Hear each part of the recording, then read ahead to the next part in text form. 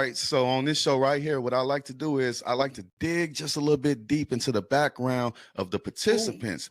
So yeah, okay. yeah, yeah. So won't you tell us how it was for a young J. Marie growing up? Young J. Marie growing up. I think you could say my life was kind of like the imitation of life, like that movie. I'm biracial. My mother's a white lady. My father is mixed African American, and he was a mixed African American. But so I have a wild range of ethnicities within me. But once he passed away in '92, my mother, she had three of us collectively. They had three of us, but outside of the marriage or before the marriage, rather, they had other children. So he has older children, and she has older children. Dynamics of that relationship, though, was one that's a huge highlight. He was 66 and my mother was 29 when I was born. So, what some would say I have an old soul, but after he passed away, she felt like she could not raise the biracial children. She kept one for a little while until somebody else stepped in to take over. But myself and my middle brother, we were kind of separated, and we went with other family members, which were from my father's side, which were old enough to be our parents at that time, because he's had children before us. So that was my upbringing. As far as the family dynamic. Wow. So now I kind of get the underdog when you say you got the underdog, you Definitely. do the underdog podcast. Now I kind of get it. I feel like I thrive in that space though, whereas a lot of people kind of want to get out of it. Um, and I guess there's an element where you do want to get out of it. You do want to eventually be successful, but I think that's where you find out that your strength and your weakness, that's where you find those in that area when you are on the come up and when you are attempting to be successful at something. You find out where your passions and things like that lie, and then if you're smart about it and you can be strategic, you use it to your advantage. So yeah, I thrive in those spaces. And I've thrived in that space. I think once I finally started to understand that I wasn't weird, or being weird is not a bad thing. Being somebody who doesn't fit in is not a bad thing. And I think for a while with my family, with schooling and things like that, I didn't feel like I fit in. But now I know that's an absolutely phenomenal uh, characteristic to have, or dynamic to have, because I become who I am because of that. So it's worked to my advantage. Well, like I said in the beginning, what we do here is we like to dig just a little bit deeper than the average show or podcast. So why don't you tell me what type of man was your father? Oh, what type of man was he? Well, when he passed away, he was 77, I want to say, if I'm remembering the age range. So what I remember of him was he was really loving and what do you call it? Loving and protective of me.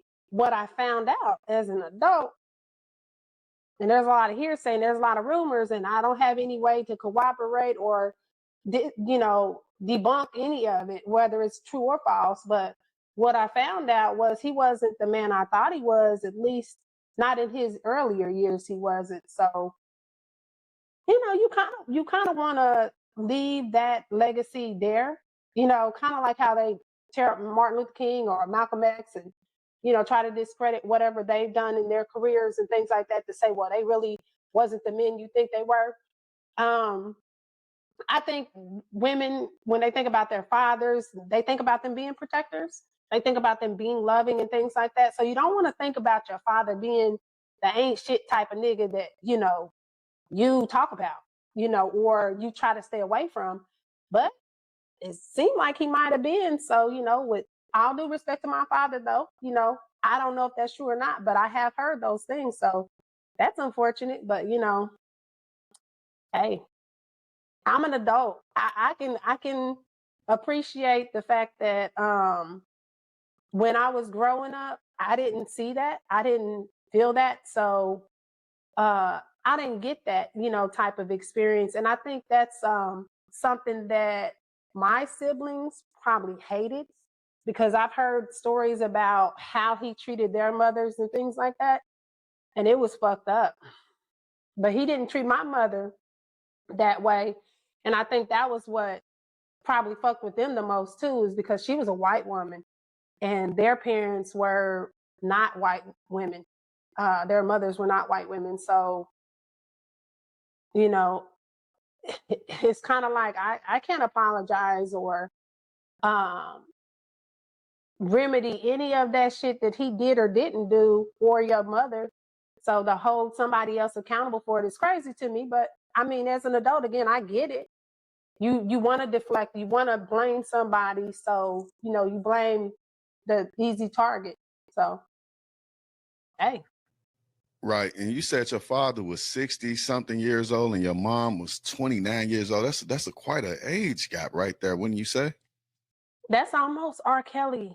Well, she was a grown woman, but the dynamic of that age difference is interesting. And then I've heard stories from her about how they met, and I question that. It wasn't. I don't think it was as wholesome as she makes it out to be.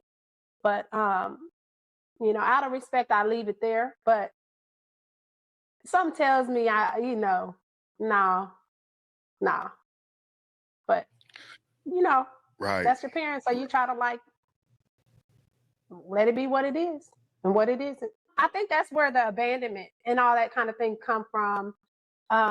When a child feels like they're not loved by their parent, I think that's a really fucked up situation to be in. And I think for me as a kid, um, originally thinking that I was going to be somewhere for a summer, to it shit ended up being a lifetime, at least till I was 17, and then went off to the military. But before then, from 10 to 17, no, I was stranded, in terms of the kid who was told that they were going to be somewhere for the summer. That did not happen. And so when I think about how that changed things or kind of just made the dynamic of my life different, uh, it made me not connect to a lot of people as deeply or as intricately as maybe people could be, because the whole idea of loving somebody then losing them, there's that with my father. Then there's the dynamic of the mother not being present because she wasn't in my life. So when I learned to be a mother and a mom and a woman, even it was from other women, like that were remote from my family, that were friends of friends and stuff like that. So that's how I learned. Maybe even fucking TV in the movies.